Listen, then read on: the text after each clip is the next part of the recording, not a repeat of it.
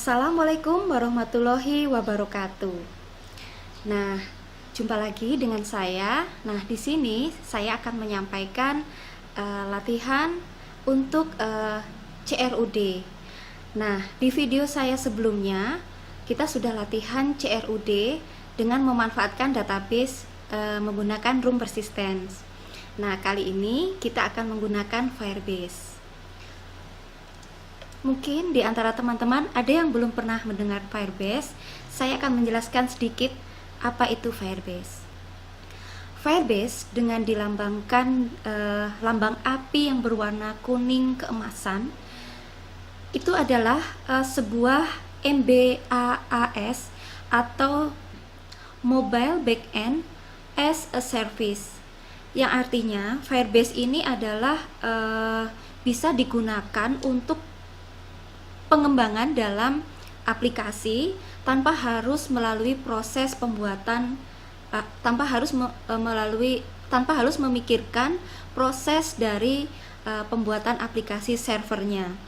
Nah, kenapa demikian? Karena di dalam Firebase terdapat fitur-fitur yang dapat membantu para develop untuk menggunakan fungsi-fungsi yang ada di Firebase ini. Fitur-fitur yang dimiliki oleh Firebase terdiri dari 3 kelompok ya. Di sini seperti yang Anda lihat di slide saya. Kelompok develop ada real-time database, kemudian authentication. Nah, untuk real-time dan authentication ini nanti akan masuk ke dalam latihan kita.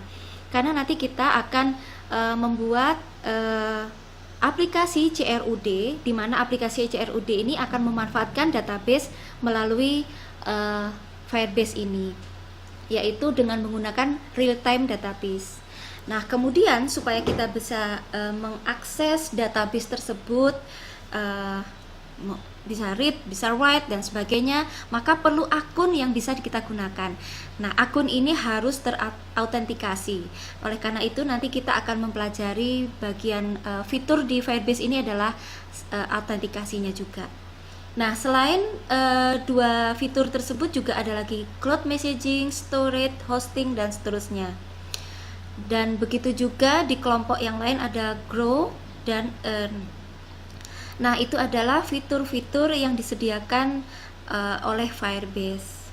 Nah, nanti untuk latihan kita supaya kita bisa membuat aplikasi CRUD Firebase, maka kita akan membuat suatu aplikasi atau project baru di Android Studio kita dan kita beri nama CRUD Firebase. Nah, pastikan internetnya sudah hidup ya, sudah tersambung internetnya. Nah, bagaimana cara kita melihat internet kita sudah tersambung? Nah, kita nanti bisa lihat di halaman Android Studio kita setelah kita membuat project baru kita dengan nama CRUD Firebase. Di pojok sebelah kanan atas itu nanti ada foto kecil yang bisa kita klik. Itu menandakan bahwa akun Google sudah tersambung di Android Studio kita. Nah, di pojok kanan atas itu nanti menandakan akun Google apa yang tersambung dengan Android Studio kita. Kalau misalnya Anda belum login, kebetulan yang di milik saya ini di Android Studio sudah ada akun saya yang aktif, karena memang sebelum saya membuka Android Studio saya sudah mengaktifkan akun Google saya atau email Gmail saya di web browser saya, dan web browser saya tidak di logout gitu akunnya. Jadi ketika saya membuka Android Studio, dia secara otomatis tersambung dengan akun saya. Nah, misalnya teman-teman ada yang belum aktif gitu ya, mungkin karena belum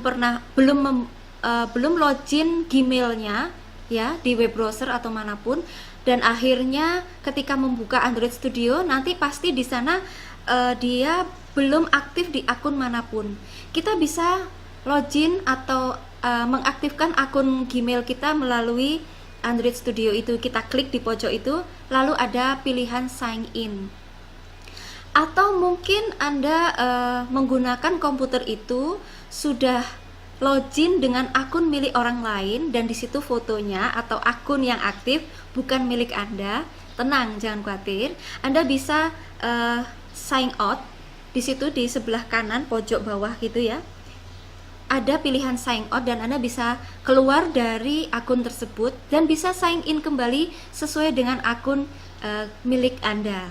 Setelah itu kita mencoba mengaktifkan dulu Firebase-nya atau dari Android Studio kita diaktifkan ke Firebase-nya, yaitu dengan cara di sebelah atas tools ya, di tools itu kita klik, nanti kita pilih di sana ada pilihan Firebase yang lambangnya seperti api ya, api berwarna kuning keemasan. Oke. Nah, setelah kita klik, nanti dia akan muncul jendela baru di sebelah kanan seperti yang Anda lihat di slide saya ini. Ini adalah jendela asisten dari Firebase. Nah, di situ sudah tertera fitur-fitur yang bisa dimanfaatkan dari Firebase, mulai dari analitik ya. Bagian analitik ada authentication, kemudian real time database, Firestore dan seterusnya. Nah, langkah awal yang akan kita lakukan adalah kita akan mengaktifkan real time database-nya lebih dahulu. Nah, seperti yang Anda lihat di slide ini, kita klik bagian real time database, kemudian klik pada save and retrieve data. Nah, setelah klik itu nanti kita pilih bagian connect to Firebase tahap pertama, bagian pertama kita pilih connect to Firebase. Kalau kita sudah klik connect to Firebase, maka kita bisa terbuka halaman web browser kita, di mana web browser kita akan menampilkan konsol dari Firebase tersebut. Nah, seperti yang Anda lihat di slide saya ini adalah halaman konsol Firebase yang berasal dari web browser. Nah, seperti yang Anda lihat di sini sudah ada akun saya yang aktif gitu ya.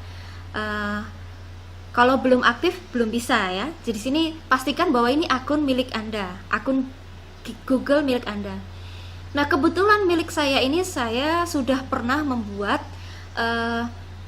project di Firebase console ini. Seperti yang Anda lihat, di tengah dan sebelah kanan ada CRUD Firebase dan From Login.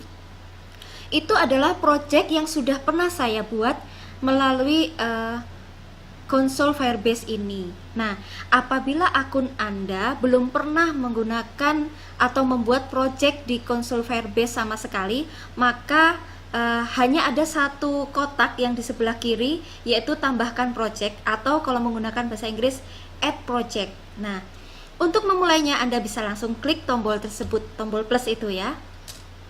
Untuk membuatnya, karena tadi kita sudah membuat suatu aplikasi atau project baru melalui Android Studio, dan kita sudah memberi nama dengan CRUD Firebase, maka di Firebase console ini, ketika kita membuat project baru, dia akan otomatis memberikan nama yang sudah kita beri dengan nama project kita yang di Android Studio, sama persis huruf-hurufnya. Nah, seperti yang Anda lihat di slide saya ini CRUD Firebase. Nah, di situ kita lihat bahwa dia sudah memberikan nama yang sesuai dengan project yang sudah kita buat di Android Studio. Nah, setelah itu kita bisa langsung klik continue atau lanjutkan. Nah, pada tahap selanjutnya di sini, di tahap kedua pada konsol Firebase, di sini kita akan scroll ke bawah. Di paling bawah itu ada Google Analytics for this project. Nah, untuk analitik Google ini kita nonaktifkan saja ya. Kita buat nonaktif. Kalau sudah kita nonaktifkan, baru kita create project atau membuat projectnya. Setelah selesai, dia akan berproses dulu. Nah, jika prosesnya sudah selesai, nanti akan ada jendela baru yang kita diminta untuk melanjutkan bahwa project kita sudah siap gitu ya. Setelah kita klik continue atau lanjut, nanti akan terbuka halaman baru di Firebase ini, dikonekkan atau disambungkan dengan Firebase dengan Android Studio kita. Nah, lalu kita klik connect atau terhubung ya. Nah, setelah itu apabila Anda di situ error gitu ya, nggak masalah. Yang penting di situ kita sudah membuat project baru di konsol Firebase-nya, itu sudah aman ya, jangan khawatir. Nah, kita bisa langsung masuk ke Firebase kita yang di awal, di bagian awal. Kita bisa Anda lihat caranya di video tutorial saya. Jadi nanti ada bagian yang di URL itu ada bagian yang harus dihapus supaya kita bisa masuk ke halaman Firebase kita gitu ya. Itu apabila terjadi error. Tapi kalau nggak error, nanti akan tampil seperti slide yang tampil ini. Jadi kita sudah terbuat satu sistem autentikasi dengan akun Google milik kita masing-masing. Nah, di sini kita akan membuka konsol, kita akan memilih autentikasinya.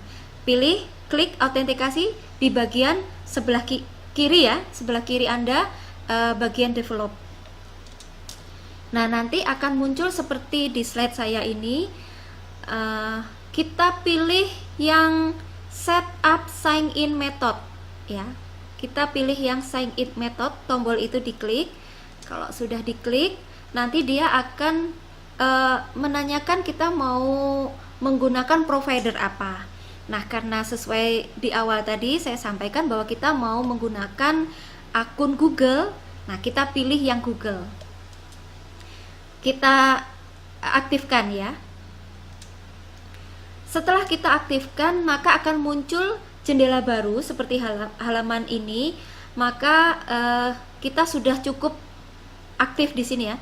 Kita enablekan, itu sudah cukup aktif. Nah, selesai ini kita tinggalkan saja dulu Firebase ini. Kita bisa beralih membuka Android Studio kita.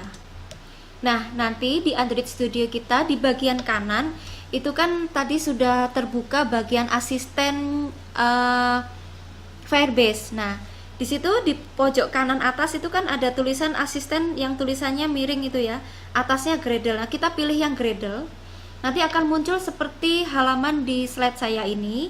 Nah, Anda masuk ke CRUD Firebase, segitiganya kita klik, kemudian kita masuk ke Task, masuk ke Android. Nah, di dalam Android ada 3 pilihan ya, 3 pilihan setting. Kita pilih yang tengah, Sign in Report.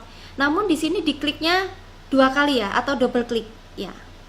Setelah sign in, kita double klik, maka nanti di bagian bawah Android Studio kita akan muncul beberapa kode atau key dari project Android Studio seperti di slide saya ini.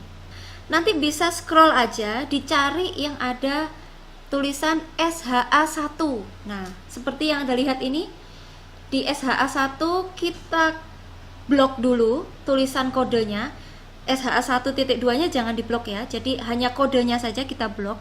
Kemudian kita copy dan kita kembali ke halaman konsol Firebase kita di web tadi. Nah, di halaman konsol Firebase kita pilih setting. Jadi di sebelah atas itu yang ada ringkasan project, ada lambang setting. Kita klik setting dan pilih setting atau setelan project. Nah, di situ setelah kita klik, nanti akan muncul halaman baru seperti yang Anda lihat di sini. Kita bisa scroll ke bawah sampai kita menemukan add fingerprint atau sidik jari ya. Ya. Nah, di situ kita bisa klik add fingerprint, kemudian kita pastekan pada kolom yang tersedia. Jadi kita tadi sudah mengcopy SHA1, kita paste di situ di kolom yang sudah tersedia di add fingerprint, lalu kita save. Nah, setelah kita save, kita selanjutnya kita sudah selesai dalam tahap autentikasinya. Nah, selanjutnya kita akan memulai untuk membuat database-nya. Seperti yang tadi saya bilang bahwa database-nya kita akan menggunakan fitur dari Firebase ini pada bagian real time database.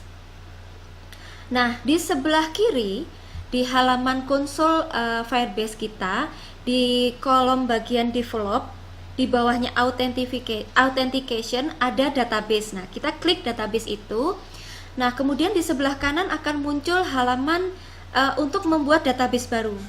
kita gulung dulu ke bawah, scroll ke bawah, kita cari yang ada tulisannya pilih real time database ya. Seperti yang Anda lihat di slide saya ini, kita pilih real time database, kemudian klik buat database ya. Di situ ada tombol biru create database atau buat database.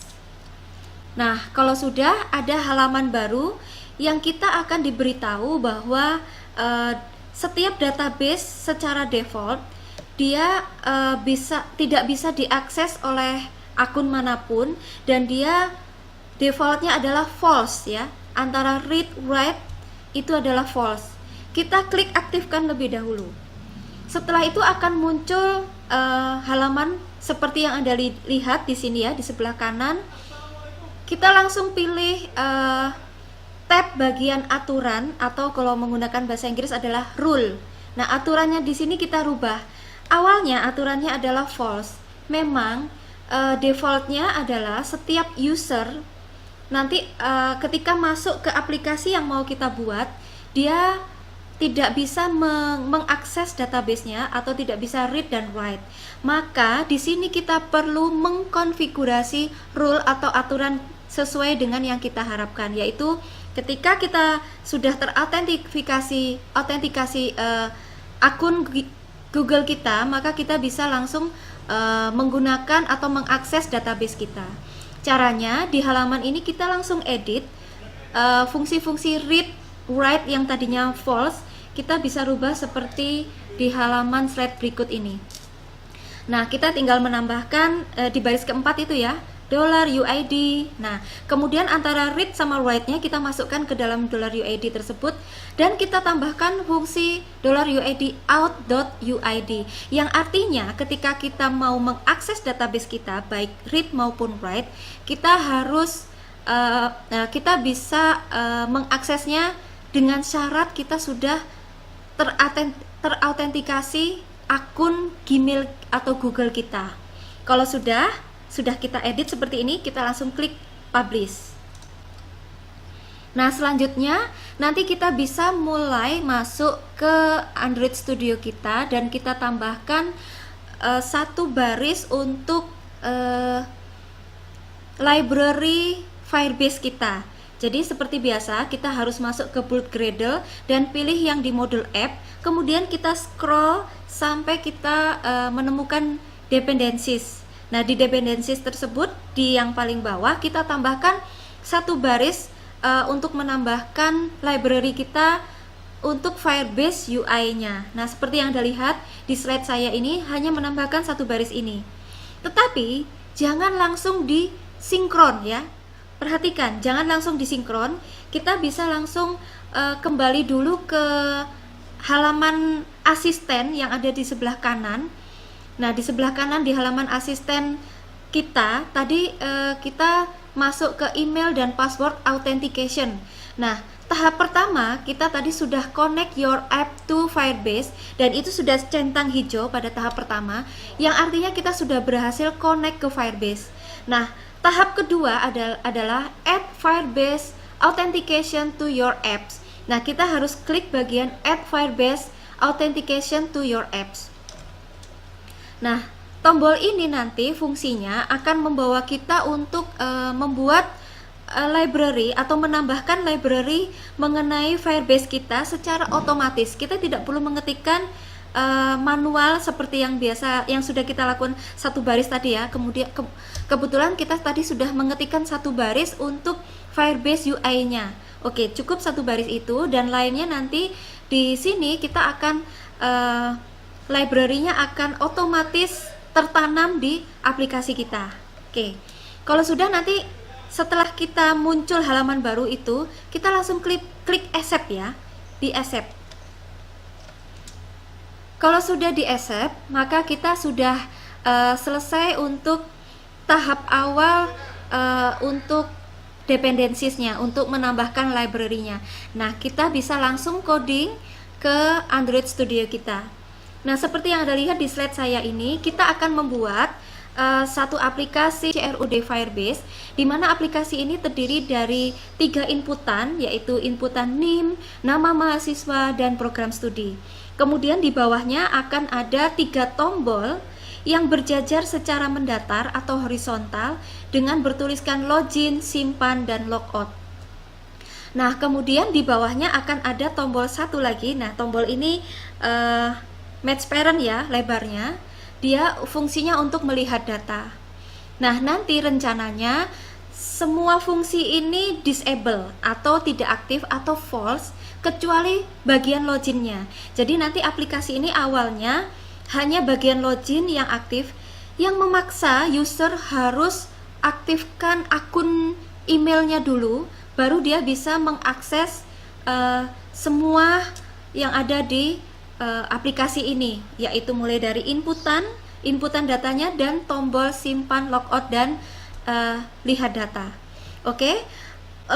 Untuk lebih jelasnya, mari kita saksikan video saya mengenai tutorial CRUD Firebase. Nah, untuk tutorial CRUD Firebase saya nanti, video ini akan saya bagi 3 bagian video tutorial.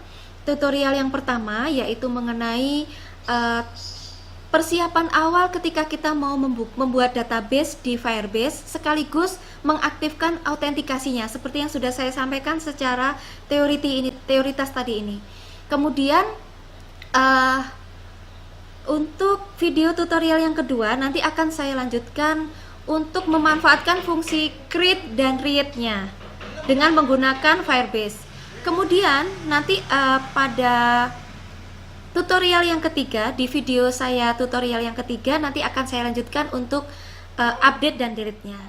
Oke, selamat mencoba latihan sesuai dengan tutorial yang saya share. Semoga berhasil, dan apabila ada pertanyaan silahkan ditanyakan. Oke, sekian dulu dari saya untuk teoritas tentang Firebase-nya. Wassalamualaikum warahmatullahi wabarakatuh.